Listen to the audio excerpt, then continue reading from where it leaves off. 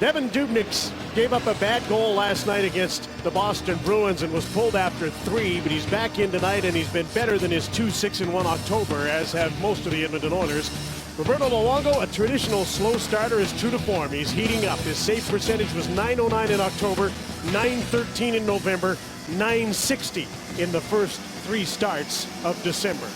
The referees to handle the game tonight, Dennis Leroux and Frederick McQuillet. Ryan Galloway and Mark Wheeler are the linesmen. So the hotline will start against the top line. The hotline for Vancouver, Ryan Kesler and the aforementioned Mike Santorelli on the right side, Chris Higgins on the left, against Ryan Nugent-Hopkins, who plays a home game. He grew up playing in the Burnaby Winter Club. Not far from here, Jordan Eberle on his right wing, and red-hot David Perron, who has scored 5 goals in 5 games and 10 since the 1st of November on the left side. Philip Larson and Andrew Ference are the defensemen back for the puck and clear it to center. Chris Tanev out with the dependable Dan Hamhuis as the starting D pair for the Vancouver Canucks, and Tanev has the puck. His pass up the middle for a tip in by Kesler, and the Canucks will start a forecheck. Larson is back, got out of the way of a hit, but turned over the puck. Santorelli was right there and couldn't set up Higgins. Kesler again barging in, knocked Larson down. Eberle along the boards, double teamed by the aggressive Canucks forecheck, and they keep the puck in. Higgins on a backhander, a weak one, rebound. Santorelli can't bury it. Back out in front, Higgins shoots, that's blocked. Another chance, Chris Higgins again had the puck in his feet. What a start for this hot Vancouver line. Hamhuis, Bieksa just off the bench, deflected wide of the net. Crazy bounce out in front. No one knew where the puck was, and Kesler found it. In some feet, David Perron with a hard clearing attempt. Dan Hamhuis holds the line for Vancouver. Moves the puck into Mike Santorelli to Chris Higgins with another shot. And Dubnyk stopped that. Larson's been in a bit of trouble here, and he's trying to clear the puck again with the help of the center, Ryan Nugent-Hopkins. And Vancouver starts to change with tremendous pressure still on. And the puck finally gets out to center, and the Oilers will start a change. Jordan Eberle still can't get off. On come the Sedins with Jannik Hansen for Vancouver, trying to keep the pressure on. Ference and Larson have yet to be able to change. Mark Arcobello out with Ales Hemsky and Taylor Hall, the line that went together last night against Boston in the second period, come out for Edmonton. Anton Beloff plays the puck back to Jeff Petrie, and the Oilers are in trouble against a great forecheck again. Daniel Sedin and Jannik Hansen got to that defense, and they stay on them with Daniel in front of the net. Hansen working feverishly to Henrik. He missed the pass, and Ales Hemsky starts out to center, but that's as far as he gets, and back come the Vancouver Canucks. Daniel Sedin couldn't get the puck in deep. Taylor Hall takes over. Here's Mark Arcobello, elevated to a second line center position. Sam Gagner's been demoted to the 4th line tonight. Yannick Weber, he's been out for a long time, playing on defense here with Ryan Stanton right now. Weber's been down in Utica, the Canucks farm team in the American League. Over and back at the blue line, the Oilers have to tag up. Stanton up the middle, picked off. Yakupov sent the puck in. There's Boyd Gordon, who's missed a half a dozen games with a shoulder injury. He's back in the lineup. Good, dependable 3rd line center. They welcome him back, and their best face-off man. Canucks have barely been in their own end for the first 3 minutes of the game, and they get out of there right now. Nick Schultz is back with Justin Schultz on the Oiler defense. There's Justin, number 19. From British Columbia, West Bank, just outside Kelowna. Dump the puck in, Dale Weiss. With Brad Richardson. Tanev plays the puck to Jason Garrison. And he's out to David Booth, number 7 on the left wing for Vancouver. Weiss goes to the net. Booth snaps a shot. That went off Weiss in front of the goal. Along the boards here, Zach Dolpe, number 21. Twisting and turning. Larson pushed him down, took the puck away, and now he'll try and move it out, but he'll need some help. Ryan Jones gives him that and gets the puck to center. Chris Tanev to Jason Garrison and up the middle. And everybody's been into the game now as there's been continuous action. Good chance for everybody to get their feet under them. And almost 4 minutes of continual play. And for the Edmonton Oilers, really important to survive that early storm. As advertised, that Kesler line got things started. Tortorella goes with the Sedins after. And a couple of good chances that the Oilers survive. And that Kesler line is coming back on. There's Ryan Kesler with an outlet. Jeremy Walsh still on the ice, number 13. Didn't get the puck deep, and he'll want to change now. Out to center, Hemsky had the puck go off his skate. Ryan Stanton, great pickup off the waiver wire from Chicago, playing with Kevin Bieksa. They start out of their own zone. Great pass to Kessler.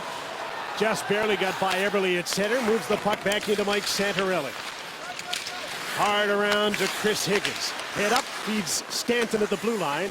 And he'll throw the puck at the net. It's deflected over top by Santorelli. And hits the netting out of play, and finally a stop in play 4 minutes and 31 seconds in. Some great action early on. You know, the Canucks haven't played since Monday. The Oilers coming off back-to-back nights and some early pressure. Dubnyk can't control the rebound, but Santorelli able to stay on it. Why do you start with this line? Look at how effective they've been. Of this 5-game stretch where the Vancouver Canucks have won 5 in a row, 4 of the game winners have come from this group. Higgins and Santorelli have a little bit of history together playing in Florida. Santorelli was signed as a free agent for the minimum. They didn't even put him in their guidebook in the Vancouver section. He was in the Utica section. He really has been the story early on. And you got to remember, he's had a 20-goal year in Florida back in 2011. And it's a homecoming for him, too. And he loves playing in his hometown. He's another graduate of the Burnaby Winter Club Minor Hockey Association. Anton Beloff pushes the puck to center. Daniel Sedin moves back in. The right winger on this line, Alex Burrows, is out with a broken jaw, so there's been a revolving door of right wingers. Jannik Hansen gets that spot to start with tonight. Hamhuis with a shot, knocked down by Anton Beloff, and the big Russian defenseman moved the puck to center. No offense yet from the Oilers. Back in come the Sedins. Henrik waiting for some help. Off the bench comes Zach Kassian. He snaps a shot. Dubnyk the save, can't control it, but the puck is swept away from in front of the net. Jesse Uensu back defensively, number 6. Now he pushes Henrik Sedin down and tries to take the puck away from him. It's squirted out from underneath. And the play is stopped on a hand pass. Well, really important here for the Edmonton Oilers that Dubnyk responds. A difficult night, a horrific goal last night. The first one really sunk the bench for Edmonton. And here early, you know the pressure's coming. It's a tough building to play in. Dubnyk able to make the save, absorb a little bit of a hit. And Jim, I think one thing you have to control in this building is those second and third chances. For Devon, he's going to have to deal with those rebounds, get him into the corner and out of danger. 5-0 the shots on goal in the first 5.5 minutes of the game. There's an icing call against the Oilers, so the faceoff will stay in their zone, and quickly John Tortorella changes and sends the hotline back on the ice. Well, here's the reality of the Edmonton Oilers. So much has been talked about the goaltending troubles. He struggled early on. Even on this best stretch that he's had this year, you still have to score 4 goals, and at times that can be a difficult task. Especially against this team right now. Vancouver's given up 3 goals overall on their homestand. At the side of the net, Dubnyk was hugging the post with Higgins there. Santorelli and Kessler with him as they came back on the icing call. Mike Santorelli, Chris Higgins. Kessler goes to the front of the net. That's been a good idea for him lately. He's really cashed in a lot. Now he has to go to the boards for the puck. He'll try and carry it out front. Ran into Yakupov, and a bouncing puck gets by Jason Garrison. Santorelli stole the puck, and as he did, it's an offside call against Vancouver.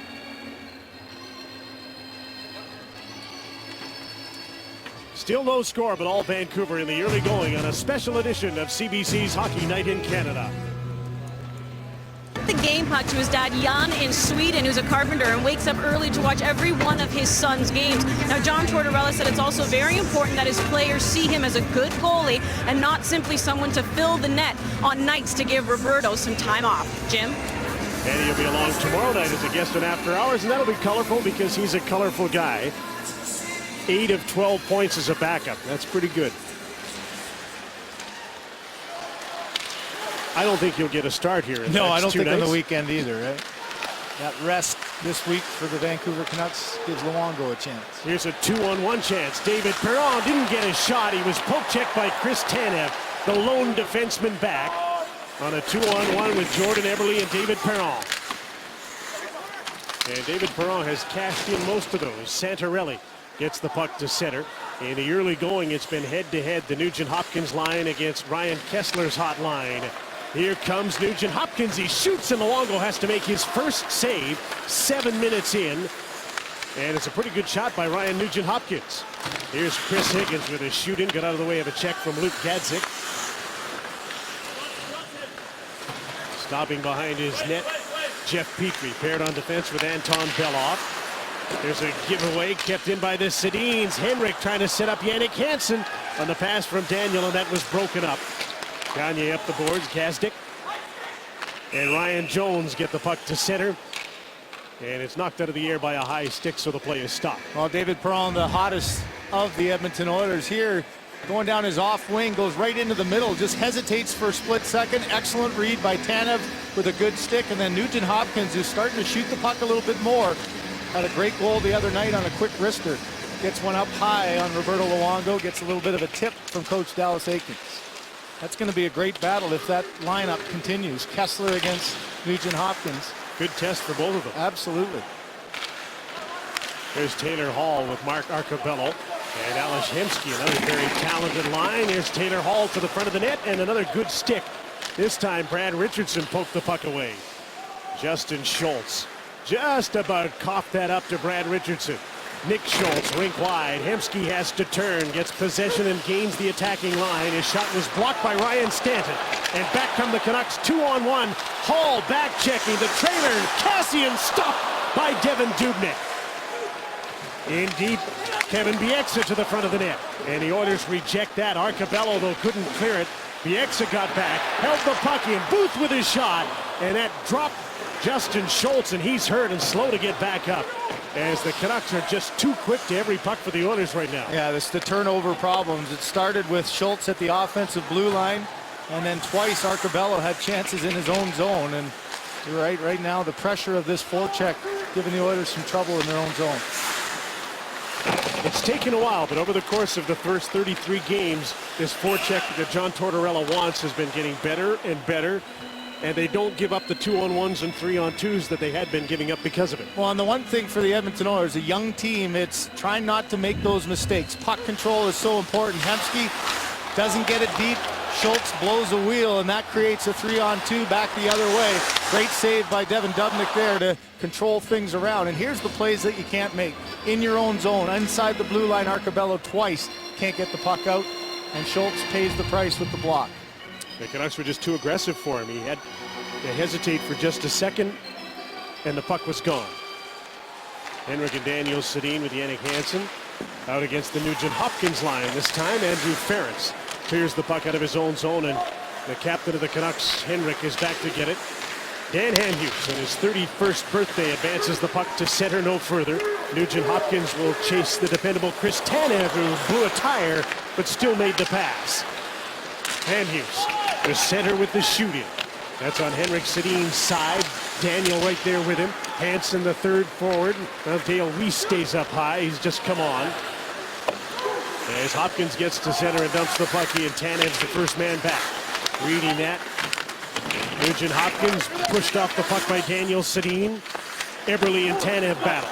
Jeff Petrie from the blue line on the other side. Anton Belov with his shot. It went off the knob of the stick of Roberto Luongo to the end boards. And Tanev has an outlet pass to Dale Weiss. Both teams are changing as Weiss gets into the attacking zone. Zach Dolpe is with him. Belov was knocked down but stayed with the puck and made a play. Sam Gagne to David Perron. Ryan Jones up through the middle. There's the shoot in, and Luongo's out to play the puck. They play it for Ryan Stanton, but it got by him. So Belov is able to pinch and try and hold it in, but Stanton wouldn't let it. It'll be interesting to see if Dallas Eakins does change that matchup. He had Nugent Hopkins that time away from Kessler. It's a tough task, though, when you go away from Kessler and have to deal with Henrik Sedin. There's a giveaway by Belov and allowed Santorelli to hold the puck in, but the Oilers don't have to pay for it. Jones gets the puck out to center. He turned it over on an aggressive neutral zone forecheck. There they come again. Kessler, Santorelli, and Higgins. Up the boards. Luke Gaskin into the middle of the ice. Jones will get to the puck. He's in on Ryan Stanton. He's got some help in Gagne coming behind him, but Stanton broke the play up. Nick Schultz pinched, and now he's caught. Kessler at center. It's a 2-on-1. Santorelli, Bieksa. The return pass went off the stick of Taylor Hall, the forward and only man back. Mike Santorelli, chased by Taylor Hall. The pass to the blue line. Bieksa holds it in. Bieksa's had a good, aggressive, offensive start as a defenseman tonight. In on the action. Oilers are trying to change, and the puck's right at their bench. Kessler stole the puck away. Looks towards the net. Tipped by Chris Higgins in behind the goal. Santorelli to Garrison. Back to Santorelli. Higgins, watched by Philip Larson, off the boards. Higgins chips the puck back, and Garrison will just hold it in. Larson against Santorelli. Side of the net. The pass for Kessler from Higgins went off the goaltender. And out comes Ales Hemsky to center. This is a 4-on-2 rush. Taylor Hall, Philip Larson, and he shot the puck way wide of the net. Really wasn't in his wheelhouse to shoot. Brad Richardson back the other way. His pass off the boards to Zach Kassian to the front of the net. The rebound off the goaltender eluded David Booth, and the Oilers come back the other way. Jesse Joensuu. Giveaway there by Richardson, and a hot shot by Nail Yakupov. And Roberto Luongo makes just his second save of the game. What a fast-paced game. Very few whistles. We passed the midway mark. The shot's officially 9-3 in favor of the Vancouver Canucks over the Oilers, but the game awaits its first goal. CBC's Hockey Night in Canada, a special Friday night edition. And this is the one thing you want to protect your best centerman. And right off the draw, you can see a little chatting between the two. But when the puck gets dropped, it's all business. A little hacking and whacking. One thing Kessler will try to do is establish early, but look at their pushback by Nugent Hopkins. Right now, Hopkins 0 for 3 in the draws. Kessler 2-0 against number 93. Canucks are a better face-off team. That might change a little bit with Boyd Gordon back tonight. Right now it's Arcobello against Henrik Sedin, who wins the draw in his own zone. Jannik Hansen. Henrik Sedin, his backhand pass ends up in the corner. And Henrik gets the puck back. Hansen's in front. The pass. Arcobello collapsed defensively and moved the puck to Taylor Hall. Hemsky whiffed on a pass and turned the puck over. Back come the Sedins. Henrik for Daniel. Across ice. What a pass. Stanton shoots. Dubnyk the save. And the rebound is taken and cleared by Jeff Petrie, but he put it off a skate. Sedins with a chance to move back in. Henrik to Daniel. Looking around again. Hansen with his shot. And a nice save by Dubnyk. And another rebound is cleared but not out. Kept in by Kevin Bieksa. Taylor Hall. Arcobello, I think, got a stick in the face in that pile-up, and he's going slowly back to the bench. Doubled over as he got to the bench. Jim, too many offensive zone turnovers. Right at the blue line in the neutral zone, the Oilers are giving the Vancouver Canucks that easy offense. They don't have the time they think they have. Jordan Eberle. With Nugent Hopkins and Perron, they're out against the Kessler line again. And the way this game has started, I'm sure John Tortorella likes that matchup. There's an icing call against Vancouver. You can see Arcobello on the bench dealing with something, but the turnovers early on here have been what have been fueling the Vancouver Canucks offense. A bouncing puck, a bad pass by Hemsky, and then it's back the other way. And like they do so often, a couple of quick passes through a seam, another solid save by Devan Dubnyk, but way too many odd man rushes against for the Oilers early. The Oilers changed up on the icing call and put their fourth line with Sam Gagner centering Gazdic and Jones on the ice against the Kessler line, so he wants to free up, at least for now, that Nugent Hopkins group. Andrew Ference from the blue line holds the puck in. Dan Hamhuis has some space and some time, and he gets the puck up the boards. Higgins advanced it. Ference is back. Off the boards, Gagner. Got lucky to get the puck out. But Vancouver has it back in the neutral zone, and the Canucks are changing on the fly as Jason Garrison comes back for the puck.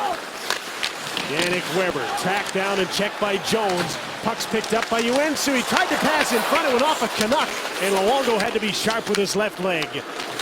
David Booth against a pinching Beloff. Now Beloff's got to get back. Skating back up the middle is Zach Kassian. Dumps the puck in for Vancouver. David Booth right on it. Brad Richardson, number 15, couldn't control it. There's Boyd Gordon.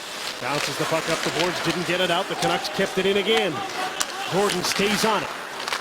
Outside the blue line, Garrison swatted the puck in. I guess it didn't get out. I thought that was over the blue line. I thought it was too. It looked like it was a good couple inches over. No harm done. There'd have been a big argument had that puck ended up in the net. Zach Kassian off the wing. Dalpe with his shot. Missed the net from a sharp angle and sends the puck back out into the neutral zone. Ryan Stanton is there. Kevin Bieksa up offensively again, gets the puck deep. Dalpe forechecking. Dale Weiss is there. You came to see Vancouver's fourth line. Have a good look at them here because they don't play an awful lot. Trying to earn some more ice time. Jeremy Walsh with Zach Dalpe, Dale Weiss, Stanton. Too hot to handle for Kevin Bieksa, and that might cause some trouble. Hemsky, Taylor Hall, Hemsky! Stopped by Luongo.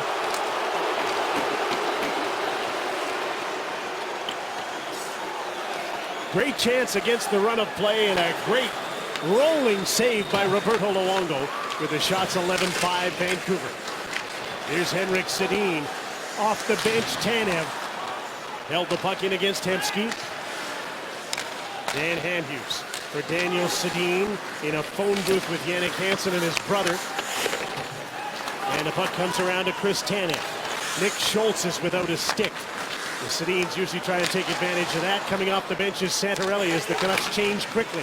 Santorelli was alone in front with a pass and escape. Daniel Sedin hard to the front of the net. Kessler couldn't get the puck. And Hughes holds it in. The Oilers could use a whistle here. Kessler with a pass to Tanev. Fakes the shot. Takes the shot. Dubnyk the save. The rebound is loose. Kicked back to him by Daniel Sedin. And Dubnyk will cover up. One of the best chances of the period for the Oilers, who haven't had many, was a 2-on-1 chance. Taylor Hall to Ales Hemsky, and a little Johnny Bauer poke. Well, the Oilers have withstood the storm, and now they've got a couple of chances. And you mentioned that fourth line shift, the end of the shift, a good body check by Jones, and a play, Joensuu with a rebound off of Garrison that Roberto Luongo had to be sharp. And how about Hemsky? That's a veteran goaltender in Roberto Luongo, knowing the tendencies of a veteran player on the other side. That's our view from the net cam for LASIK MD. That's one of Hemsky's favorite moves, that little forehand, backhand, and Luongo read it perfectly. Oilers haven't had very good first periods. They've been able to get better as the games go on. I thought last night they looked like they were a little intimidated by the Boston Bruins, fell down 3-0, and then played a pretty good game but couldn't come back. And tonight they've been hemmed in their own zone largely for the first 16 minutes of the period. I think, you know, for Dallas Eakins, this has all been a process. And you mentioned last night's game. The difficulties in the first period were brought back with a good second and a really strong third. And that's part of the process of trying to build this kind of team. It's been a frustrating start for the new head coach, but progress is being made. They've been outscored 36-24 in first periods. This is somewhat typical of Vancouver season too. They, like a lot of teams around the league, lament the fact that they don't score much. Well, especially with the week off, and John Tortorella thought his team was tired, gave them a couple days off. There's Daniel Sedin to the front of the net. Henrik going to the net. Went into the goaltender with the defenseman Philip Larson. There's going to be a penalty on the play, and it's going to be Henrik Sedin for running into the goaltender. Ales Hemsky crushed into the boards by Jannik Hansen on a back check, and the only penalty of the game so far will go to Vancouver's captain Henrik Sedin, and the Oilers get a late first period power play. Well, one thing you haven't seen very often is the Sedins going pointless in a couple of games. So here early on, trying to get to the tough areas. No question on this. The collision right in front as Henrik hits Larson. Another look from our LASIK MD vision camera in the net. Devan Dubnyk takes the punishment and then gets off to the bench.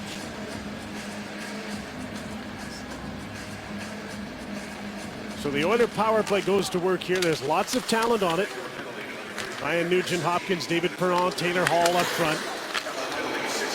Justin Schultz and Jordan Eberle, 4 forwards and an offensive defenseman on this power play. Nugent-Hopkins, Perron is screening, and Hopkins lost the puck in his skates. Vancouver's the best penalty killing team in the league. Higgins takes the shot, and it's off the shoulder of Dubnyk. And the Oilers have given up 7 shorthanded goals. And when you see the personnel in their power play, you sort of understand how that could happen. And for Nugent-Hopkins, you think of him where he's most effective, maybe on the half wall or down low. Here, he gets out high. And an opportunity to challenge Higgins gets without hesitation. And this is one thing that the Vancouver penalty killers are very effective on. They don't give you any time or space, and they really will attack you. Brad Richardson went straight to the net on that faceoff. He and Santorelli out as the penalty-killing forwards right now. Bieksa and Garrison on the back end. Penalty killing for Vancouver has been good all season, but it got up to #1 when Alex Burrows came back. Now they miss him right now, but they're in sync, and they don't give up much when they're shorthanded. And the Oilers have just gone offside and killed 48 seconds of their power play. Well, the one thing you will do against this Oilers power play is try to push it offensively. The last 2 games, they've given up 2 of those 7 shorthanded goals that lead the National Hockey League. And a little bit of a risky play in the offensive zone, too many odd man rushes, and trying to get your power play in sync offensively. And right now, defensively, they have struggled through the early part of the season. Last year, the Buffalo Sabres gave up 7 shorthanded goals in 48 games to lead the NHL. The Oilers have given that up in 33 this year. Second power play unit is still 4 forwards and an offensive defenseman. Philip Larson is back at the blue line. It's Hemsky, Uensu as a net presence, Yakupov and Arcobello up front. Larson, young Dane, great skater, moves the puck to Mark Arcobello. Is shooting. Yakupov quickly got to it along the boards. Jesse Uensu scoops the puck over to Arcobello. Larson, the last man back at the blue line, into Hemsky. He's quickly checked by Dan Hamhuis, and right in sync, Higgins cleared the puck. There's another example there of just continued pressure. Great support, good positioning. They just don't give you time to get the easy setup and get your head up and make a play. The dying seconds of this Henrik Sedin penalty, and the Oilers haven't been able to get a sniff with a man advantage. Richardson to center, dumps the puck in. Seems like when teams get zoned in on a penalty kill like this, it's almost like they want a penalty so that they can keep it going. They feel so comfortable shorthanded, and that's the way this team has been for a little while. You get the sense of the energy. I mean, their intensity actually increased, and a lot of times on the power plays, guys come out and think they're going to have all kinds of time to get the setup and make a play, and that's what they've been taking advantage of. So the Oilers are 0 for 1 on the man advantage, outshot 13-4. And moving out of their own zone, David Perron dumps the puck in. Hamhuis will hold him up just a little bit so Tanev can be first to the puck. Nugent Hopkins around on the other side. Anton Belov pinches down, holds the puck in for Perron. He's checked by Tanev. He's supported by Yannick Hansen, who gets the puck to center. Belov turned away from Daniel Sedin, wisely went up the boards, but the Canucks got the puck back. Daniel had to wait for Hansen to get onside. Hamhuis with a shot. Dubnyk with a save. The rebound, he poked that to Nugent Hopkins, who clears it. That's mission accomplished, though, on the road, back-to-back nights. The fact that the Oilers can get through the first period of a tie game, a pretty good start, despite the fact that Vancouver's had most of the play offensively. Yeah, who cares about the shot clock? Absolutely. Look at the scoreboard and get through a tough first period on the road. The shot clock says Vancouver was in the attacking zone a lot. 14-4 with the shots on goal, but Devin Dubnyk was good. The Oilers got a couple of chances in the late going, and they get out of the first period in a scoreless tie on the road against the Vancouver Canucks. Back second period about to get underway between Vancouver and Edmonton. I had a chance to speak to Oilers assistant coach Keith Acton, and I didn't even ask him a question yet. He looked right at me and said, we survived that first period, of course alluding to last night giving up 3 goals in the first period. He said, but we need to get out of survival mode. We have to get out of our zone, but he does credit Devin Dubnyk coming up with some big saves. They're outshot 14-4, keeping them in this game. Jim. Well, there was some concern in Vancouver that this would be a bit of a trap game with Boston here, and it'll be 890 days since the Bruins were here and won the Stanley Cup when they visit tomorrow on Hockey Night in Canada. But the Canucks didn't go easy on the Oilers in the first period, did they? No, not at all. And you think of the Oilers, talk about a tough road trip, too. They go from here to Anaheim to Los Angeles and then end up in Colorado. So this first game, a real important one for them. Philip Larson deep in his own zone as the puck was shot in, and Ales Hemsky gets it out. Mark Arcobello will be the forechecker as Kevin Bieksa glides back for a rolling puck. Santorelli couldn't get it. Taylor Hall into the middle of the ice. Hemsky, Andrew Ference across the ice. Hall with a sharp angled shot went off the outside of the post, and another shot by Arcobello was blocked. Good start for the Oilers in the attacking zone here. Arcobello trying to track down the puck. It's against this Santorelli, Higgins, and Kessler line, and they're out to center. And Kessler dumps the puck in. Vancouver changes on the fly. Long change, second period. The Sedins come on with Yannick Hansen. Philip Larson, Arcobello to Hall. And he'll just lob the puck in so the Oilers can get a change. And the Canucks will try and take advantage, and just about did. Henrik Sedin for Yannick Hansen. The pass went off his skate. That long change for the defense, you have to be sharp, and Petrie was just a little bit late getting on. And maybe make sure you get the puck a little deeper than that. Here's Jordan Eberle after the puck against Henrik Sedin. Tanev couldn't cut him off. Nugent Hopkins was pushed off the puck, and an outlet again for Hansen got by him. Beloff is the first man back. Already, Jim, a little better offensive push by the Oilers, a little bit more speed, a little attack, and some offensive zone time. Jeff Petrie leads the rush here. Eberle spins to get away from David Booth. Spins again and dumps the puck in deep. Garrison is back. Up the boards for David Booth, and he'll turn and start a breakout. Passes behind Cassian. Yannick Weber. David Booth with Richardson, the centerman, with him. Beloff and Eberle are back. Canucks win the battle on the boards. Brad Richardson cycles back. Got it by Eberle from behind the net. The wraparound by Booth. Cassian was there as well, but Dubnyk stopped him. From the blue line, Garrison shot. Dubnyk with another save. In comes Weber, pinching from the right side. Chased by Boyd Gordon and stopped. And the puck climbed up the glass and off the netting, stopping play. Coming up Sunday night at 7 on CBC TV, catch the timeless holiday classic, Rudolph the Red-Nosed Reindeer. Then at 8, Tim Allen magically takes Santa's place in the Santa Claus. For our full holiday schedule, visit cbc.ca/holiday. Well, David Booth with a nice play down low. A bouncing puck gets by the Oiler defense, and that one for Devin Dubnyk almost didn't get his stick down on his 5-hole, but able to stop the quick play. Over and back at the blue line here, there's an offside against Vancouver. You know, John Tortorella talking about the identity of his team on home ice. You think of the last homestand they had, a 6-game homestand. They only won one of those games, and this one is a 5-game homestand right now. They're 3-0, and you mentioned not looking past this game to the Boston Bruins. And I think with a week where they didn't have anything, a couple of days off, you wondered what this team was going to look like early on. Would they have that jump? Will they have early? Story of that homestand was get leads and not be able to hold them. This homestand, they just haven't given anything up. Jeremy Welsh, Hale Weiss, Ryan Stanton in for Zach Dolpe. And the puck squirted loose at the side of the net. Jesse Joensuu back to get it, and he threw it blindly across the ice and got lucky that got through to Yakupov, but he couldn't get it out. That's a big shift for the fourth line of Vancouver, too. As you mentioned, they don't see a whole lot of ice time, so offensive zone time might give John Tortorella a little bit more confidence.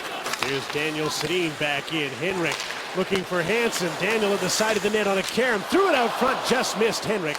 Joensuu to Yakupov, and this is a big shift for this Gagne, Joensuu, Yakupov group to get out of their own zone and get the change that the Oilers want right now. And they have. Gazdic has come on here with Ryan Jones and Sam Gagne against the Sedins. Gazdic pinching on him was Hamhuis at center. Jones is there, and he's double teamed. Hamhuis bounced the puck off Gagne, got it out to center. Jannik Hansen late in the shift. Daniel Sedin falls in behind him, goes wide and put the puck into the corner. Tanev along the boards, couldn't get the puck to Daniel. And Sam Gagne got it to center. Tanev went up the ladder to knock it down, but the Oilers got it back. Gagne has Jones in front of the net, tried to make a move and couldn't get by Daniel Sedin, who's very late in his shift. Hansen is as well. He wants to dump the puck in and get off. Kessler goes in after him against Gazdic. Jones up the boards for Gagne. And the puck drifted to Ryan Stanton. Jason Garrison, and he'll just shoot the puck right back in for Vancouver. Higgins in against Hemsky. Lost a little battle for the puck. Luke Gazdic to center, and no further. Stanton to Mike Santorelli. Kessler up against Philip Larson. Santorelli looking for an outlet. He has Higgins in front of the net. Kessler in behind it. Goes back to the blue line and Garrison. D to D. Ryan Stanton slap pass and a tip by Kessler wide of the net. Santorelli back for Kessler, just out of his reach. And Alex Hemsky gathers in the puck to Taylor Hall at center as Hemsky was dumped behind the play. Canucks get a turnover in the neutral zone. Here comes Higgins. Kessler shoots. Dubnyk the save. He absorbed the shot and stopped play. Well, absorbing a shot is one thing. Absorbing a hit is what Alex Hemsky is feeling right now. Is almost looked like he lost his wind on that. You know Kessler's coming. That's one thing they said about Kessler being at the center ice. He gets him involved, finishes the check, and that's a shoulder-to-shoulder that Hemsky gingerly gets up and tries to get back into play. Super slow-mo maybe doesn't do it justice. And that'd knock the wind out of you. absolutely. This is probably as good as Kessler's played in a couple of years. This last stretch of games. He's healthy again. That's the main thing. Missed a lot of games. And it's skating, isn't it? And when they're playing well, this whole line as a group skates so well and attacks very effectively. Just offside. And when Ryan Kessler's on top of his game, Craig, he's the guy who really sets the pace of the Canucks game. Well, the one thing about John Tortorella is he'll play his top guys. This is your top forwards ice time in the National Hockey League. Sidney Crosby, of course, gets all kinds from Dan Bildsma. But Kessler gets a lot of responsibility on the penalty kill. And Jim, you look at the Sedins, they're averaging almost a minute on the penalty kill per game, and that's why their average is up. In the last 3 years under Alain Vigneault, that was about 5 seconds a game on average. Nugent Hopkins with a shoot-in for Edmonton. Dan Hamhuis is the defenseman back. Oilers keep the puck in. Nugent Hopkins with Jordan Eberle. David Perron. Playing against Vancouver's third line right now, centered by Brad Richardson. And out of that scrum, the Oilers got the puck deep, but Hamhuis has the puck. Now, this is a matchup for the Oilers that they should be able to take advantage of, especially now with an icing.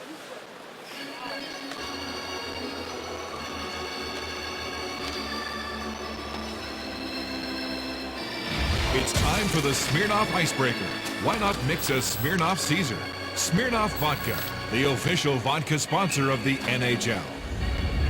Oilers sent a good face-off man out. They had the icing call and decided to go with Boyd Gordon, Rail Yakupov, and Jesse Joensuu. Richardson's waved out and Booth has to take a draw. Gordon has to go too. And so a win for Vancouver. They were excellent in the first period, winning 11 of 14 face-offs. Here's Zach Kassian. Weber holds the puck in just wide of the net. Schultz with a play under pressure to Yakupov, who got the puck out to center. And shot right back in, and Vancouver had a lot of guys on the ice in the midst of a change with the puck right there at the bench. And here's that fourth line again for the Canucks getting another shift quickly. Well, they earned it from the last one. Absolutely. It's been a work in progress trying to figure out who would be on the fourth line in Vancouver. Tom Sestito is hurt, so the tough guy doesn't play, but Dolphy, Welsh have an offensive upside. Dale Weiss, a tough customer who can hit. Well, here's an opportunity with that icing in the fourth line for the Taylor Hall, Arcobello, and Hemsky line to try to get some offensive zone time here. Win a draw if they can. Keep the pressure on. Take advantage of this matchup. Hall and Hemsky on the wings.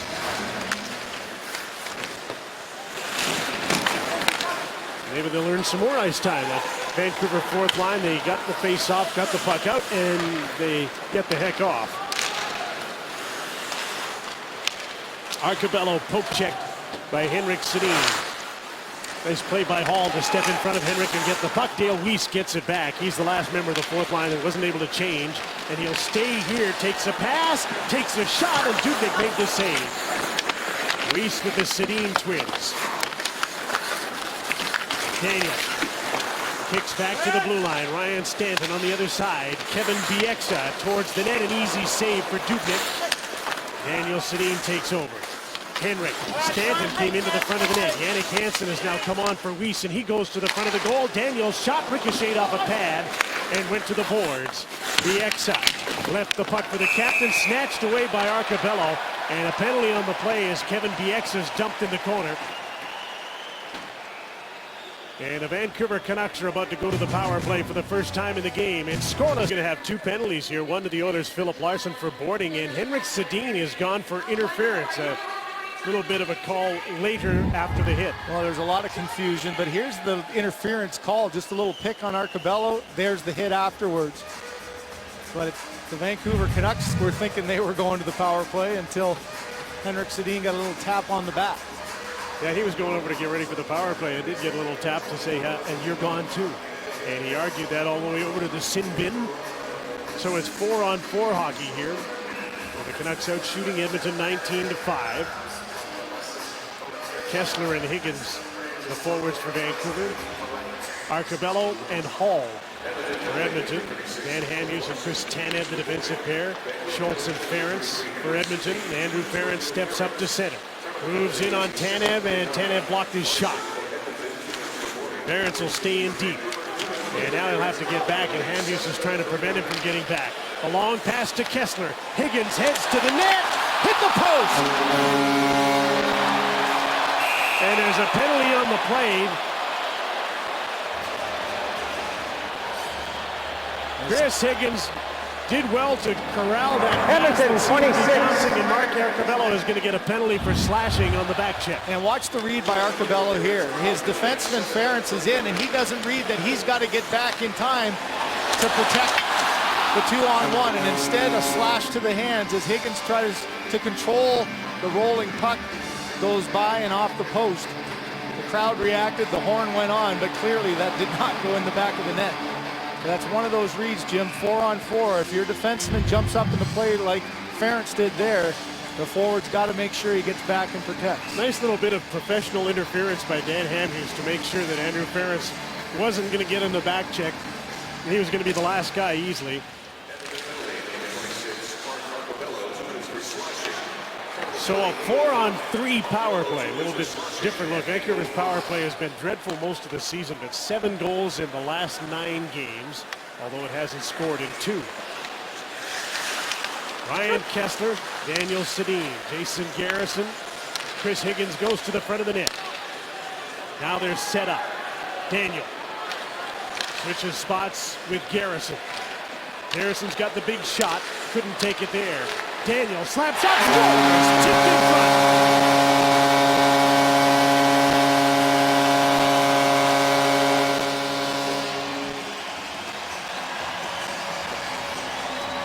A power play goal on a deflection of a Daniel Sedin shot, and Vancouver opens the scoring. It's 1-0 Canucks. Well, that's the 3rd time this year the Vancouver Canucks have scored with a 4-on-3. Look at the positioning of Higgins, and that pushes Devan Dubnyk back in his crease. Dubnyk comes back down.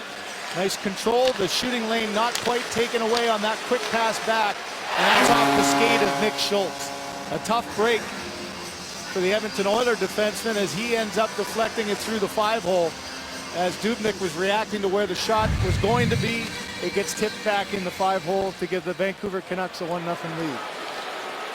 Well, you got to figure that Daniel and Henrik Sedin would get on the scoreboard against Edmonton. They usually do. That's 2 points a game for their careers against the Oilers, but here's a 2-on-1 chance for Edmonton. Jordan Eberle with Nugent Hopkins. What a play by Tanev.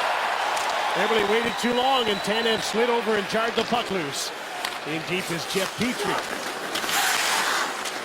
Eberle after the puck. Nugent Hopkins snapped the shot, got a deflection, and it went in behind the net off Dan Hamhuis. Hamhuis will start out 4-on-4 to center. Daniel Sedin has stayed on here. He's got Mike Santorelli with him. Tanev against Eberle.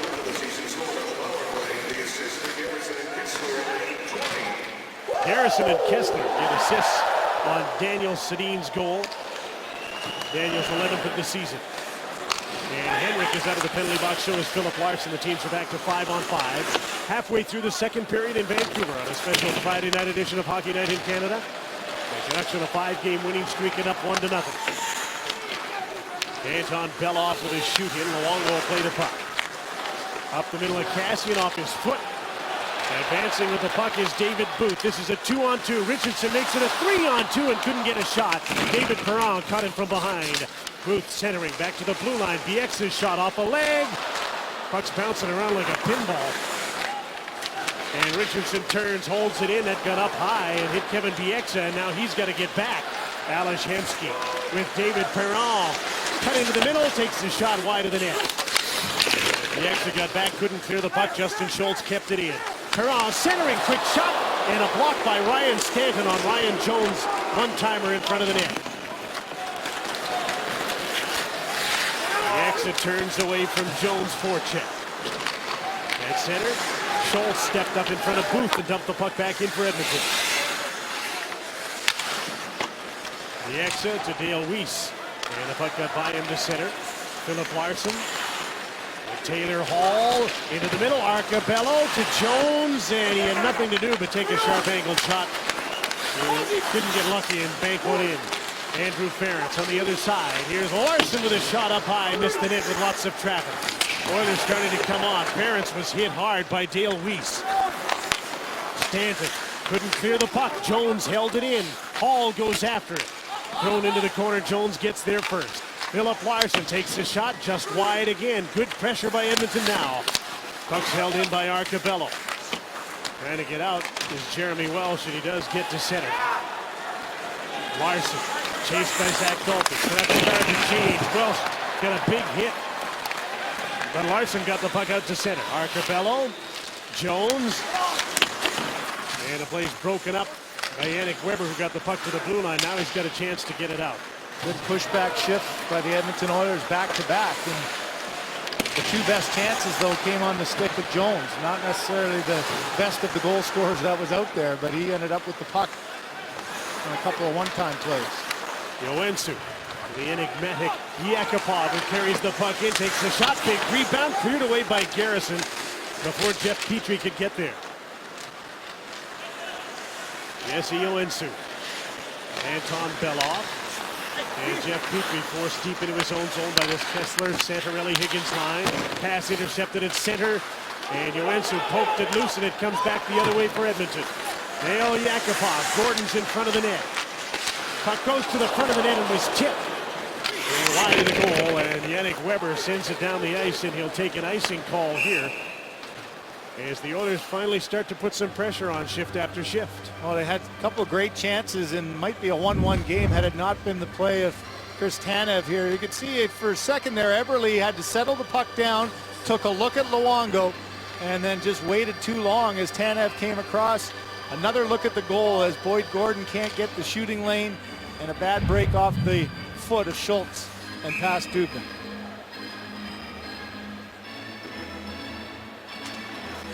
Nugent Hopkins tried to go straight ahead on the faceoff, and the Canucks stopped that. Henrik Sedin dumps the puck in to finish off a line change here so that Daniel can come on, and he just about got a hold of the puck. The Oilers tried to clear it. Jannik Hansen hovering around here as well. David Perron. Justin Schultz starts out. Ryan Nugent-Hopkins at center into the middle. David Perron and Schultz right there. Eberle as well. Tanev had to drop a stick. Not sure if it's broken or not. He's picking it up. I think he got a stick in the face by Perron. Here comes the trailer. Hamhuis shot. That's blocked, and now he's caught up ice. One man back. It's Kevin Bieksa. Could be a 4-on-1. David Perron shoots. Great save, Luongo. Beauty of a glove save on the hottest of the Oilers, David Perron. A chance at one end, and Dan Hamhuis got caught. David Perron, the shooter. Luongo makes his biggest save of the night on Hockey Night in Canada. The one thing that Perron's been doing with that stick very effectively is scoring goals. 12 in his last 16 games, but you could see he didn't quite get it up high enough. Luongo out at the top of his blue, and a great glove save to keep this a one-goal game. Scrambled draw on the ensuing faceoff, and Perron has the puck again. Andrew Ference with a shot, and Luongo stops play. Not a bad idea on a night when his team is dominating the faceoff circle. You mentioned before about the days off and back-to-back games. I think this is the absolute right move to have Roberto Luongo in tonight. Got a week off, gave him some good rest, hasn't played since Sunday, and you know Eddie Lack is really developing into a very solid backup that John Tortorella trusts, likes his attitude, likes his swagger, and I'm sure you'll see a lot more of Lack as the season goes along. But not necessarily. But not tomorrow, I don't think. Yeah, and not necessarily in the traditional time you would see a backup, as John mentioned with Andy at the outset tonight. Reserves the right to do things a little differently, and it's been very different here than everybody thought John Tortorella would be. Mount Tortorella has not erupted. He's been thoughtful, he's been revealing, far more revealing than a lot of coaches in what he gives out in his daily press conferences. What a difference, huh? I mean, I think that firing really shocked him and hurt him. But don't you think he's more like the Tortorella you knew from your days in Buffalo and in Tampa? He was definitely like that as a player. I had him as an assistant coach in Buffalo, and I found him very knowledgeable, very engaging, and I just think the shortness that he had with the media in New York and the butting of the heads just got to him. He almost became a caricature of himself. You just waited it, right? You wanted a stopwatch for his press conference every day. Yesterday, he spent 20 minutes, half an hour answering every question and good, honest answers. And that's been a daily thing for him here. A half an hour was about the whole year last year. Yeah, all added together. Yeah, exactly. And don't you think at the other bench, Dallas Eakins dealing with, a different start in the National Hockey League, and I think he felt that this team would be a little bit better off than they have been, and that's been a tough challenge as well. Oilers have been better in this second period, but they're behind 1-0 on a special Friday night edition of Hockey Night in Canada. Craig McTavish said when he took over the job that things would change, and one of the things that has changed very much is bringing in David Perron. He's the type of player that's agitated. He gets in, he plays in those tough areas, and for Dallas Eakins, he's been a guy that he's been pointing to as a coach of the way that this Oilers team needs to play. And what a great start it's been for him in his new uniform. On a pace to hit the mid-30s in goal scoring. And just the style. I mean, this team has needed a little more grit, a little more sandpaper, and he's given it. Here's Ales Hemsky with Taylor Hall. Hemsky hangs on too long. By the time he shot, there were a couple of Canucks around him, and Zach Kassian blocked it. He gets the puck to center. Taylor Hall gets the puck in deep. Ryan Stanton is back. Hemsky's right on him. And the aerial intended for Kassian ends up on a bench. Well, this line has started to get a little offense for the Oilers as well, as Taylor Hall getting some ice time and some speed in the neutral zone. And Hemsky there, so often you think you want him to shoot. He's got such good skills with the puck, but that was another good example of he just delayed, and finally took himself out of the shooting lane and couldn't get a shot on goal. Both teams make changes. The Sedin line comes on for Vancouver. Boyd Gordon to take the face-off against Henrik. And Gordon won the draw. He's good at that, but 58%. Beloff with a shot that was blocked. Daniel Sedin will start out. Yannick Hansen, speedster coming up from behind the play, fired a shot over top of the net. Daniel. Henrik missed it. And Joensuu along the boards against the pitching Yannick Weber, who kept the puck in. Henrik trying to fight off Boyd Gordon. Daniel ran into Henrik. And they all fell down. And Boyd Gordon got the puck to center. Canucks will start a change here. Daniel tips the puck in deep. Beloff up the boards. Daniel couldn't hold the puck in. Here's Nail Yakupov with Gordon and Joensuu. Tanev first man back with Dan Hamhuis. A good, dependable pair they've been on defense. Nugent Hopkins waited too long and got nailed by Daniel Sedin of all people late in his shift and knocked over to the blue line. Here's Kessler straight up the middle. And he tried to pass for Santorelli. The play is just offside. Monday night at 8 on CBC TV. Enjoy Dr. Seuss' festive fable, How the Grinch Stole Christmas. Then at 8:30, a pair of skates grant a boy 3 wishes in the Magic Hockey Skates. For our full holiday schedule, visit cbc.ca/holiday. Well, Daniel Sedin got his first goal in 6 games, and that is a hit that you don't see that often from him. Lined him up and knocked him down. Tanev chased by Nugent Hopkins. John Tortorella has chased this matchup a little bit, as much as he ever chases a matchup, to get Kessler's line against Nugent Hopkins. When he's had a face-off, Dallas Eakins has tried to avoid it.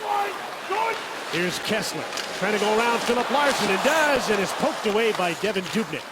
And the puck's gathered in by Jordan Eberle. He'll play it back to calm things down. Andrew Ference. Up the boards, didn't get it out. Dale Weiss heads to the net. Kessler stopped by Dubnyk. Oilers turned the puck over trying to get out of their own zone, and Devan Dubnyk bailed them out. Dale Weiss was on in the midst of a change, and now he's on with his fourth line partners, and he's battling for the puck against Andrew Ference. That was a great read by Weiss, though, wasn't it? Sure was. Pulled him across, not quite long enough. Kessler had knocked the stick out of Larson's hand in the corner and beat him to the front of the net. And Dubnyk made a terrific save. Had to make a few of them tonight. Jeremy Welsh turns to the net. Zach Dalpe is there. Little cycle in the corner. This fourth line has seen quite a bit of action against the Oilers tonight. A little backhand pass to the front of the net. Dalpe. Welsh didn't see anything he liked, so he turned away but kept the puck. Ryan Stanton, a slap pass, loose puck in front. Here's Weiss again, stopped by Dubnyk. Puck still loose, and Hemsky finally gets it and gets it out, and that Vancouver fourth line will earn a little more ice time. Dalpe out of Ohio State, Welsh out of Union College. Dale Weiss, tough Western Hockey League graduate.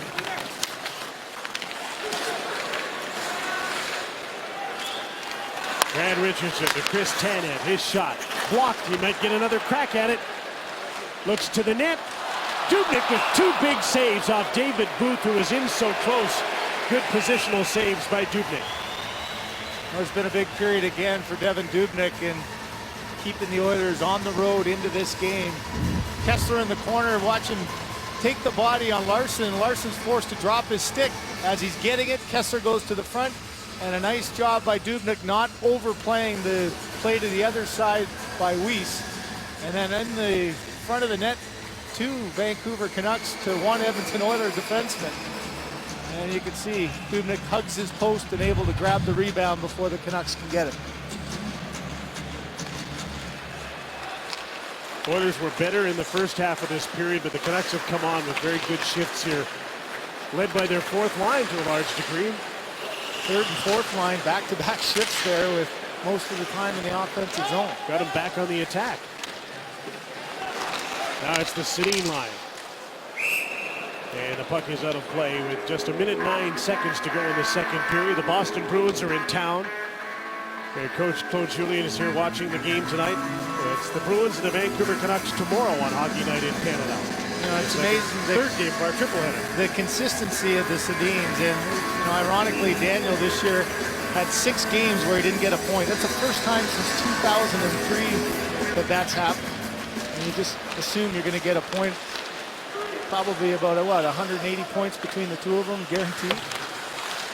And they're in the 20s in NHL scoring, but they're only a few points out of the top 10 where they usually are. But they haven't done very much this week. And you know what? I think they miss Alex Burrows to a degree. He's been a very dependable right winger for them. Absolutely. And I think for John Tortorella, he's done the routine. He had David Booth up there for a while on the wing, Jannik Hansen the last couple of games. But to me, Burrows is that fit that plays the style that complements them extremely well. A lot of the armchair general managers and coaches around town want to see Zach Kassian play with the Twins, but Tortorella was very forthright yesterday in saying until he gets to be a better defensive player, he's not going to be able to play with him. It's the trust factor, right? We saw the ice time that the Sedins play. And they play against good players. Third and fourth in the National Hockey League, so that winger has to be reliable. I mean, they spend a lot of time in the attacking zone. If you could be guaranteed they'd stay there all the time, you could put them on there. Up the middle, here's Everly with his shot. As the Oilers gain a chance off the Canucks' inability to clear, and that puck went over the glass, but it was off the skate of Hamhuis. It was actually his stick, but it was like a deflection, not a shot. This is an interesting read by the official. And you can see David Perron going right away and asking. Nice forecheck by Perron, creates a chance. Hamhuis goes down to force the turnover, but because it wasn't a shot by Hamhuis, that's the call. And the Oiler bench, Dallas Aikens getting the description of why there isn't a power play. They want a different interpretation. Well, the Canucks have been dominant. The chances we had at 15-6 for Vancouver. This is a dangerous game for them. Ahead just 1-0, having outshot the Oilers 26-10. The only goal by Daniel Sedin on the power play. Mark Arcobello onto the left wing. Taylor Hall with some speed. Steered wide by Tanev, who fell down. Hall centering pass. Petrie couldn't bury it. And as the horn sounds, second period comes to an end. A couple of great chances in the last minute for Edmonton. And Petrie would like to have this one back. The speed of Hall created some time and space there, and that little deflection off the stick of Garrison might have just upset Petrie's timing. Otherwise, he had a wide open net. Vancouver got the only goal of the period and the game. Daniel Sedin on a 4-on-3 power play. A 1-0 Canuck lead on CBC's Hockey Night in Canada. Welcome back to Hockey Night in Canada. 1-0 game. Vancouver Canucks over the Edmonton Oilers heading into the final frame. It's still anybody's game. Spoke to Mike Sullivan, assistant coach of the Vancouver Canucks. He said he cautioned the team heading into tonight's game not to get into a track meet with the Oilers because he said they're an opportunistic team. So he is proud of what the Canucks are doing right now, keeping the puck possession, keeping it in the Oilers zone. So he said just do much of that heading into the third period. And I asked about that 1-goal lead. He said not concerned at all. We're used to these kinds of situations. We can stay poised and calm. Jim. It is true, Andy. They've been a very good defensive team. The last homestand, though, they had a little trouble with some of these games getting away. They seem to have corrected that out on the road, and certainly in this homestand. But you know they'd be a little more comfortable if they could get some insurance here. Ryan Kessler 10-2 in faceoffs in the game so far. He and Santorelli and Higgins start this period against the Nugent-Hopkins line. David Perron deep in his own zone. Nice bounce back night for Devin Dubnyk, who was pulled last night. Philip Larson, defenseman, jumps up on the play, leading a 3-on-2, and he's poke checked by Dan Hamhuis. And Mike Santorelli gets the puck back through center. Boy, Perron was on the left side. He wanted that puck. He had a little open daylight. Here's a chance for Santorelli, and a sliding block by Ferentz, and the stick of Santorelli exploded as he shot. Ryan Stanton. He and Chris Tanev, two great pickups. Tanev was signed as a free agent out of Rochester Institute of Technology, and Stanton picked up on waivers from Chicago. So two players who are playing in your sixth defense regularly that you didn't have to give anything up for. And they're both getting a lot of minutes again tonight. Taylor Hall, checked by Kevin Bieksa. Mark Arcobello gets the puck deep. Bieksa will feed Stanton. And he couldn't clear the puck, kept in by Alashevsky. Trying to feed Taylor Hall. Cross ice pass to the defense. Beloff put it on net. Nice save by Luongo. And Beloff just floated one into the net, and it got there all right. Hall knocked the puck out of the air. And the Canucks get it back. Here's Henrik Sedin with Daniel. They're arguing over it at center, and they decide to dump it in and go off. Jeff Petrie is back for the puck. Canucks back off defensively. Petrie for Yakupov. That was knocked down, but it came to Boyd Gordon. His shot is stopped by Luongo. Yoensu is checked. Zach Kassian out to center to David Booth. Richardson on the fly, and the pass was behind him. And back checking is Jesse Yoensu, and he gets the puck. Turned back by David Booth and Brad Richardson. Justin Schultz will try and move on. He gets the puck to center. Boyd Gordon crunched against the boards by Zach Kassian, who took the puck away, and David Booth picks up some speed, moving in on Nick Schultz. He'll stop up, take the shot, tipped in. Zach Kassian gets the goal.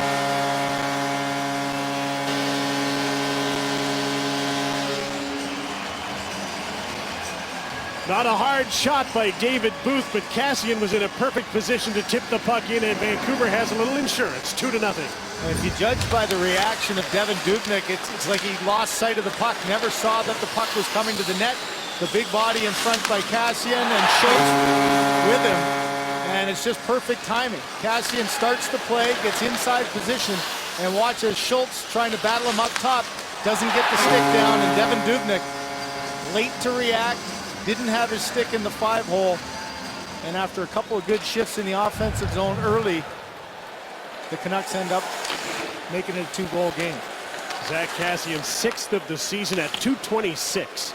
That's one where Dubnyk's got to be a little bit more aggressive on that one. It looked like he got caught looking past the puck and didn't see it.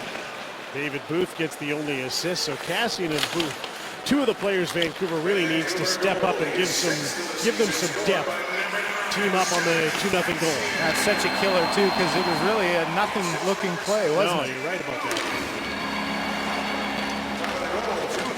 And now the Oilers have to be a little more aggressive and maybe take a few more chances. Canucks break out 4-on-2 through center. Led by Kevin Bieksa, and just ahead of him offside was Mike Santorelli.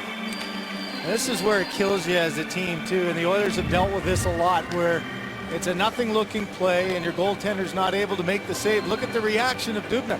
He's late, doesn't see it coming through, and that's one where if he's up and he's aggressive, check out the body language with the head down looking at the ice. And too often for this Oiler team, this early part of the season, that's been the case. So Zach Kassian, his first goal after going 8 without. Tip off the boards, and Vancouver got a turnover again. Hamhuis is blocked by Eberle, who's going straight up the middle. Tanev comes straight over to him and forces him to the boards. He eludes Hamhuis. Great pass across the ice. Perron couldn't handle it.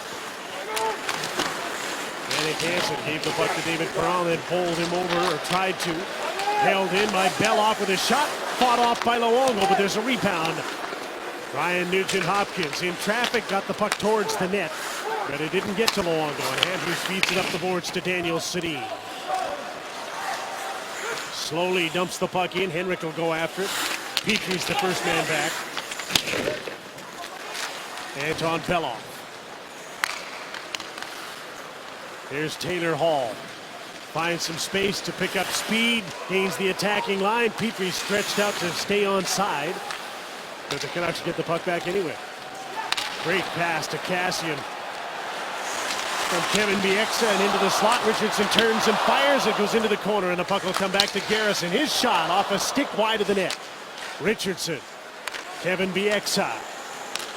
Garrison again. Screen shot. Not enough of a screen.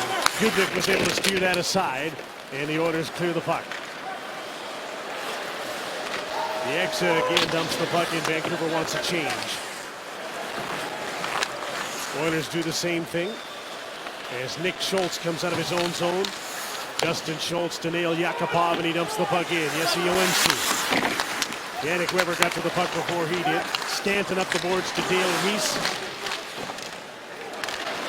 And Vancouver's fourth line is out again. Welsh, Dalpe, and Weiss. Stanton feeds the puck to Zach Dalpe. Jeremy Welsh dumps it in. Oilers trying to get right back out. Philip Larson moved the puck up the middle. The exit for Weiss missed the pass. Canucks are changing. Andrew Ferentz to center dumps it in. Garrison has a look around as he gets back. Sam Gagner is the first to try and forecheck it. Kessler line is back on for Vancouver. Jason Garrison. Chris Higgins couldn't handle the pass. Petry to Beloff. And the Oilers get back into the attacking zone. Perron chasing Garrison, but he made the play. And the Canucks, Santorelli tipped the puck over the line. Kessler gathered it in, passes back. Higgins scores! Wow.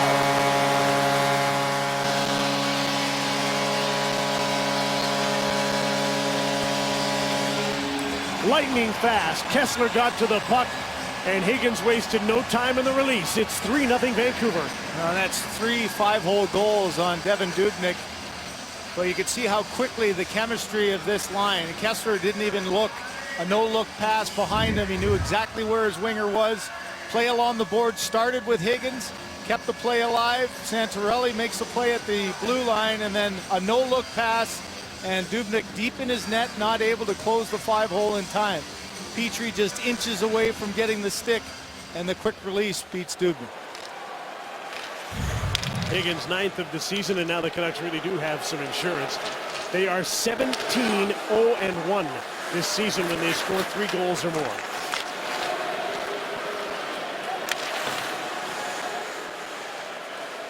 Penalty coming up here, and it's against Vancouver. As Vancouver had the puck when the whistle went, a high sticking call. That might be an Edmonton call against Nick Schultz. No, it's going to be Vancouver on Hockey Night in Canada. Noted Swedish goon Henrik Sedin is in the penalty box for the second time tonight. This for a high stick on Nick Schultz. That's the reaction of Schultz as his head went up. And that's why everyone was looking at each other. Schultz even almost started going to the box. He wasn't sure who was getting it. But a chance for Edmonton to get a little bit of momentum. get going into this third. I think he was going to the box trying to bleed and get 4. Second Oiler power play 0 for 1. Justin Schultz. Again, 4 forwards and an offensive defenseman, and Hall got run over by Kessler. Perron trying to get into the puck. He's caught. Eberle. Nugent Hopkins. Now the Oilers are set up. Justin Schultz slides into the middle. Perron is screening. Jordan Eberle cross ice. Nugent Hopkins thought about shooting, and he couldn't get it away. Eberle with a quick shot that was blocked by Chris Tanev. And the penalty killers change up as they move the puck down the ice. You see with a 3-0 lead now, they're even more so aggressive on the penalty kill. Not often do you throw a lunging body check when you're killing a penalty. Kessler's done a little bit of everything today. A couple of assists, 86% on faceoffs, 3 shots on goal, killing penalties. He continues his hot streak. Here's Santorelli, shorthanded on Philip Larson. He's got help. Richardson is with him, and Larson takes the man to the boards. Arcabello trying to help out, but valuable seconds tick away in the penalty to Henrik Sedin. And there's that intensity level again. On the power play, you got to raise your level and continue to compete. Canucks get the puck again. The Oilers can't get set up. They had the one chance that Eberle got the one-timer, and Tanev blocked it. And they're within 30 seconds of being out of power play time here. Ales Hemsky. Sam Gagner getting some power play time here. Yakupov dumps the puck in. Arcabello. Hard around. Yakupov. Checked by Daniel Sedin. Gagner. Arcabello rink wide. Hemsky into the middle. Larson shot. Luongo's got it. And he stops playing.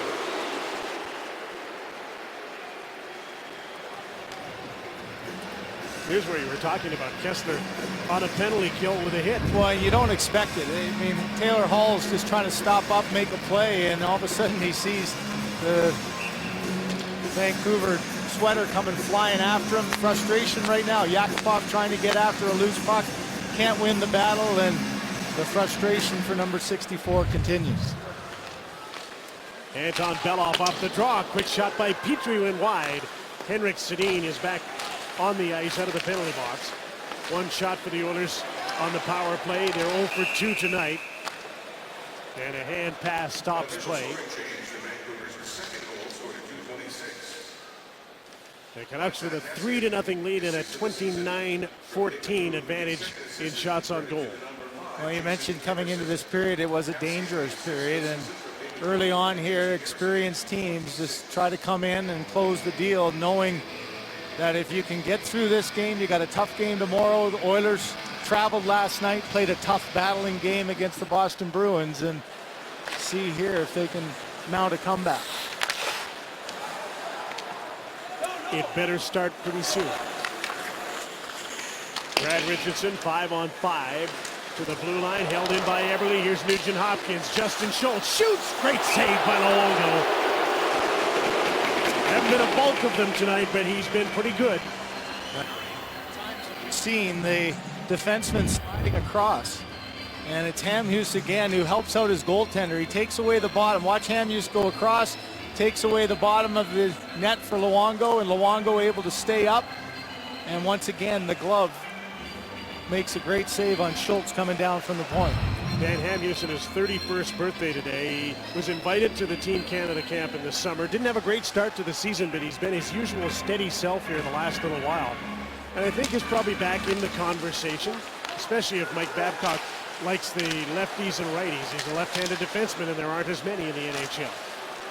That pairing with Tanev right now, as John Tortorella was mentioning, the progress that Tanev has made, he's been excellent again tonight as well. Like the coach before him, he really likes Chris Tanev, who, as Kevin Bieksa once described, could play the game with a cigarette in his mouth. Side of the net, David Booth stopped by Dubnyk. A reference to how casual he looks. Mark Arcabello on the right side. Nick Schultz is in deep, threw the puck out in front. No chance for Yakupov to get a shot. Chip and chase to center. Here's Zach Dolby into the middle, return pass, and he shot the puck into the corner from a sharp angle. But Vancouver's fourth line has got as much ice time tonight as they have in a long time, and they've deserved it. Dolby, Welsh, and Weiss. Track meet Mike Sullivan didn't want to get into might start now, as Oilers got to take some chances. Vancouver's using their speed as well on some transition. Philip Larson told to wheel. The Canucks were on a change. So he wheeled out of his own zone, got the puck ahead. Here's Eberle. Nice move on Stanton, but he's stopped by Luongo. Past the midway mark of the third period. Vancouver leads 3-0 on CBC's Hockey Night in Canada from Vancouver. Chris Tanev got a great find on the Vancouver defense. Hey, think of the little things. Good active stick defending and blocking shots is always a hallmark of good defensive play. You've seen a number of times the defense sliding across and taking away chances, and also getting involved offensively. 3 shots on the night overall. A neat and tidy game for number 8. As it often is with him, and for about a half a dozen straight games, he's been over 20 minutes, well over 20 minutes, especially in the absence of Alex Edler. Canucks have mostly used 5 defensemen with Edler out. 6th tonight, Yannick Weber. But it's Hamhuis and Tanev on the ice right now, and the Oilers really need to press here with just over 9 minutes to go, down by 3. And you've got Paul back up with Nugent Hopkins and Eberle here. For obvious reasons. Here's Nugent Hopkins. That was cut off by Dan Hamhuis at a good defensive play. And that pair does it again for Vancouver, and now they'll change. So will the Oilers. Arcabello now has Yakupov and Perron with him. A shoot in, Canucks get the puck back. Up the middle, Kessler to Santorelli. Chris Higgins gets the puck deep. Petrie is back. Santorelli chasing him, trying to flush him out. A turnover kept in by Weber, and he shoots the puck wide of the net. Into the corner, Higgins overskated the puck. Yakupov back defensively up the boards to Mark Arcabello. And Kessler took the puck away in the neutral zone. Santorelli, 3-on-2, back into the attacking zone. Higgins, Santorelli. His stick was checked and he chopped it wide. I don't think he was expecting that pass to get through, dude. Probably thought it was going to go the other way to Kessler. Here's David Perron. Stopped at center by Brad Richardson. David Booth couldn't get the puck. Gordon did on a back check. Joensuu. Gains center, dumps the puck in for Edmonton. Luongo shoveled it into the corner, and Bieksa plays the puck to Richardson. Cassian with an outlet across the ice, and Booth will have to come back and get the puck. But Vancouver gets safely out. Now the Oilers can't get possession in the attacking zone as Cassian shoots just wide of the net. Joensuu will chase Bieksa. Canucks have gone into time-killing mode here. Put up a wall defensively. Joensuu turns. Justin Schultz. In on Ryan Stanton. The drop for Gagne. He put it on net. Dalby up the boards. Fourth line's back on again as the Canucks roll 4 here in the third period. Jeremy Welsh to Weiss, and a shot on goal. Devin Dubnyk made the save. Yeah, those 2 extra goals make a big difference. Weiss put the puck off the post, and this line has been unfortunate not to get a goal tonight.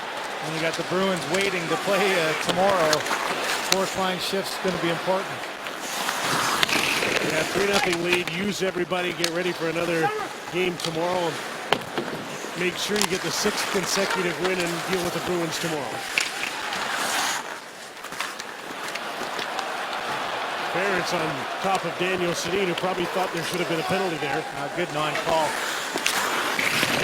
Look at the one thing, the Vancouver defense has done a really nice job, though, of that. Just dealing with the pressure, getting the puck out, and not allowing any long shifts in their own zone. There's Daniel Sedin with a shot, and a nice save by Devin Dubnyk. You really haven't seen the Oilers to get any territorial play, have they? They haven't had any second or third chances on Luongo. John Tortorella calls his defense the engine of his team, and they've been running just fine tonight as the net has knocked off and play is stopped. Coming up tomorrow on Sports Weekend, the road to the Olympics takes a turn through Canada. We'll have World Cup events for BC and Alberta, luge from the Whistler Sliding Center, followed by freestyle ski cross at Nakiska. It all begins at 1 Eastern, 10 Pacific on Sports Weekend. Well, when you get an opportunity to play, you take advantage of it, and this line's been pretty effective. Here's another quick release by Weiss, goes by the glove hand of Dubnyk, but off the post.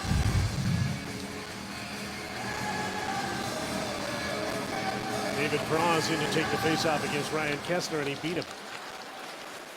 That's been a rarity for the Oilers tonight. Perron out here with Luke Gazdic and Ryan Jones. Kessler held the puck in with a shot that's stopped by Bello. So Jim, you talked about ice time, and Yannick Weber now is in that 11-12 minute mark too. So even on the back end, that's not usually the case with that third pairing, is it? Andrew Alberts has been around 5 or 6. And there's Luongo swimming. And he does a stroke to get out there and grab onto the puck as the Oilers have one of their rare flurries in this third period around the net. And Luke Gazdic is being held off by the referee, so he can't cause any more trouble in there against the Vancouver Canucks around their goaltender. 3-0 the Canucks lead, 32-18 the shots on goal on CBC's Hockey Night in Canada.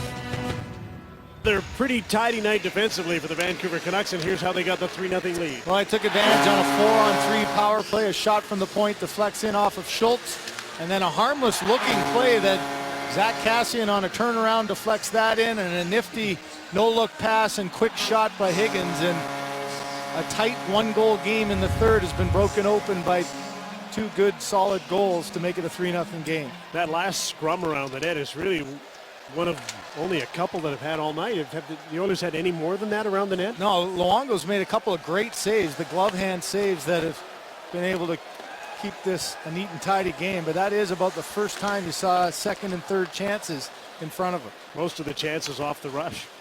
David Booth with a pass that hit a skate and gets up onto the Canuck bench.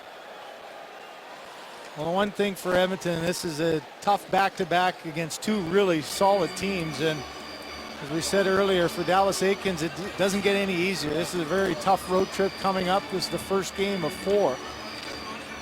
And after this, you look at the records of the next 3 opponents. Even though Colorado may be slumping down a bit, that trip through California is a tough one these days, playing Anaheim and Los Angeles back-to-back. The trip through the Western Conference. Yeah, look around, you're right. Look at Vancouver, sitting in that 8th spot at 41 points. This is a really important game for them too. That's going to be quite the battle, isn't it?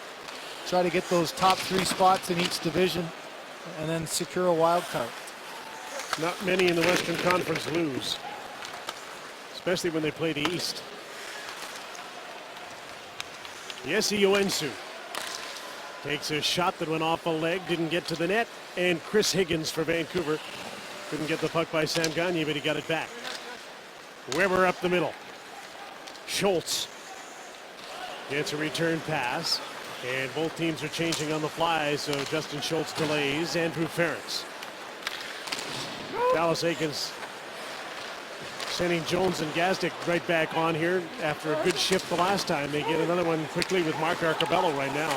Andrew Ference is back in his own zone, pushed down. Here's Weiss again, turns, shoots. Dalby trying to tuck the puck in. And his 4th line for Vancouver's been all around the net, but they haven't been able to score, especially Weiss. Here's Dan Hamhuis walking in, screen shot, stopped by Devin Dubnyk. And Andrew Ference gets the puck and puts it out to center.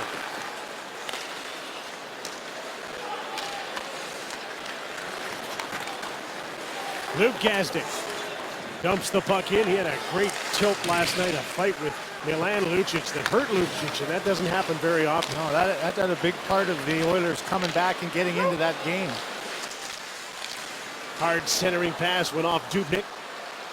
Henrik Sedin fed the puck in front. It's still there, up for grabs, and Arcabello sends it out to center Taylor Hall.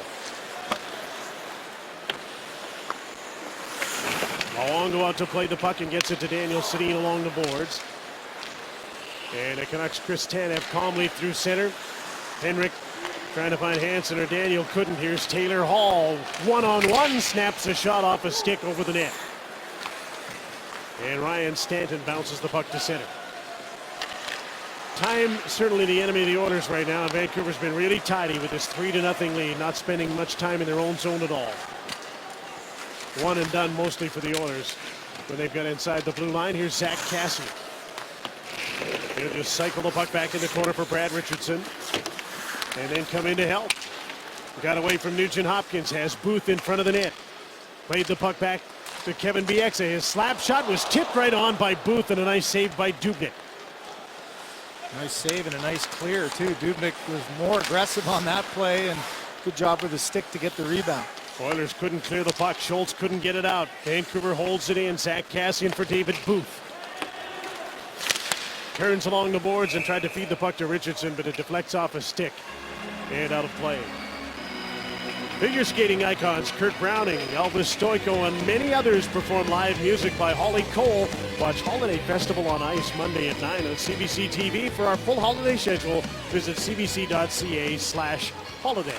Oh, the forecheck again. Dalpe in the corner, knocks Ference off the puck, gets himself to the front of the net, and watch Dubnyk does a nice job of tracking that across, and two good chances down in the slot.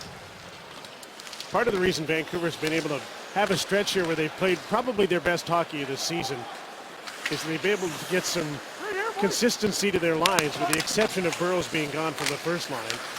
Booth has stepped up a little bit. Dalpe took a shot here that he didn't get it away off his stick. Cassian's been a pretty good fit on a third line, so they've been able to keep groups together for a few games. And as you mentioned before, the defense is really, even with Edler's injury, there hasn't been a huge drop-off. The emergence of Tanev playing that top line minutes with Hamhuis and Stanton having the trust of his coach, it's made a real difference. There was a little mix-up over at the bench, and David Booth was knocked down trying to get in the door. And an icing call against Vancouver brings the puck back into their own zone with just 1:30 to go in the third period, and then finally the Vancouver Canucks can join their fans and starting to think about tomorrow and the Boston Bruins. It does seem an awfully long time ago, though, that Vancouver and Boston played here in June of 2011 in the 7th game of the Cup final. Richardson with a snapshot that's stopped by Dubnyk, and another one off the post. Close to being 4-0. You have to wonder if the Bruins are healthier now, too. They've had issues with the flu going through on this Western trip. They're missing a lot of bodies, including Sean Thornton, as was mentioned earlier. You think for Dallas Eakins, the development process has been a lot slower than he had hoped, obviously, early on. It'll be interesting, will Ilya Bryzgalov be back on this road trip and maybe get an opportunity to get back in the net? Sounds like he's close. There's Dubnyk with another save off this faceoff, and Ryan Jones gets the puck to center. Just a minute to go in the third period. The Canucks with 37 shots and 3 goals. The Oilers 19 shots and none. David Perron went after Zach Cassian, and there's going to be a penalty called here in the last minute with a little mix-up over at the bench. And it was Perron and Cassian that were into it. And now Luke Gazdic says, pick me. I think over this one stretch, there's no question that Luke Gazdic has found a spot on this Oiler roster, and you can see why he's been a fan favorite with the Texas Stars and the Idaho Steelheads and wherever he's played. And another really good pickup. And you go back to last night's game, a 3-0 lead by the Boston Bruins, and you have to know what your role is on a club. And this was a real turning point in the game, and Milan Lucic doesn't lose too many. This is one that Gazdic caught him right there, and Lucic had to settle himself. But, as a teammate, you just know that the guy's going to give you effort. He understands what his role is, and I think without question he'll continue to find a place in this lineup for the Edmonton Oilers. David Perron, frustrated David Perron, is getting the only penalty here for roughing with 48 seconds left in the third period. Well, it's not quite the incidents you had back in October on the bench where the two going at each other, but you can see Perron tried to get something going, and he ends up being the only guy going to the box. So the Canucks can finish this night with a man advantage. And this line that's been so close to score might get a chance here on the power play to score. fourth line gets the power play start with a 3-0 lead. A little reward for a pretty good night. Yannick Weber with a shot, rebound, Dale Weiss scores!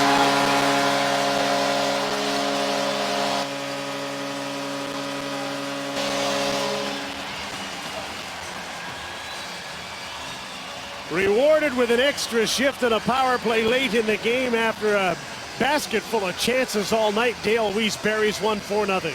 A couple of chances, couple of goal posts, but it's the heavy shot of Yannick Weber, that right-handed shot one-timer that is too much for Dubnyk. He can't keep a hold of it. Weiss got his position in front, and you could see the rebound there, one chance too, and the reaction of Devan Dubnyk after, the frustration just boiled over.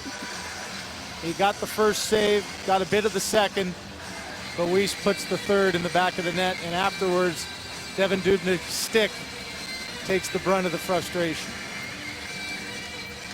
That's the problem with Vancouver's power play. They weren't using the right guys. Absolutely. Dale Weiss gets his third from Garrison and Weber. And the power play has really picked up some steam in the last 10 games. This one an afterthought in a 3-0 lead, but a big goal for a fourth line that deserved the ice time it got tonight. And now all the Canucks are trying to do is finish off the last 17 seconds of this game for Roberto Luongo. How about the defense of Vancouver, though? I mean, they're such a stingy team defensively, and that's been their winning formula. That's 6 games in a row now with 2 goals against or less in 12 of the last 15. So as much as John Tortorella has said he wants a really aggressive forecheck, he wants a good defensive team like most coaches around the National Hockey League. It's the building blocks and the foundation for sure. High stick brought the faceoff out to center ice, which is allowing the Vancouver Canucks to finish this one off. And Roberto Luongo has the 3rd shutout of his season, the 65th of his NHL career. He's now 1 shutout behind Patrick Waugh, long ways behind Marty Brodeur, but what a number. 65 shutouts. 3 on the season and a very tidy defensive performance. The Vancouver Canucks have won 6 in a row, and on this homestand of 4 games, they've allowed 3 goals.